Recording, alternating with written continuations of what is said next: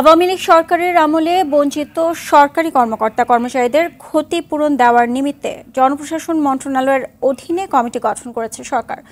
২০০৯ সাল থেকে ২০২৪ সালের ৪ অক্টোবর পর্যন্ত নানা কারণে যারা চাকরি হারিয়েছেন তার বিষয়ে পুনর্মূল্যায়ন করবে এই কমিটি। সকালে সচিবালয়ে জনপ্রশাসন মন্ত্রণালয়ের সিনিয়র সচিব ডক্টর মোহাম্মদ মোখলেসুর রহমান বলেন, কমিটি সুপারিশ করলে চাকরিতে পুনর্বহালেরও সুযোগ রয়েছে। আগামী ৩ মাসের মধ্যে এই প্রতিবেদন জমা দেওয়ায় সময়সীমা বেঁধে দেওয়া।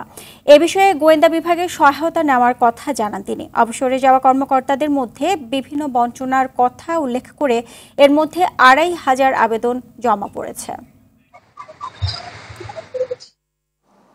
এই পিরিয়ডের মধ্যে যারা বঞ্চিত হয়েছেন নানানভাবে ইত্যাদি, তাদের বিষয়গুলি কেস টু কেস বিবেচনা করে সরকারকে সুপারিশ করবে কাকে কোন জায়গায় নেওয়া যায়। এরা নানানভাবে বঞ্চিত হয়েছেন। প্রথম হলো সামাজিকভাবে হয়েছেন, পারিবারিকভাবে হয়েছেন, আর্থিকভাবে হয়েছেন, অনেকে অসুস্থ হয়ে গেছেন। নানানভাবে আমরা এটাকে এই সরকারের সদস্যের সরকার, আমরা যেটা বলি ইন্টারিম সরকার বলি, ওনারা বিবেচনার জন্য এই দিয়েছেন এবং very soon it will be done.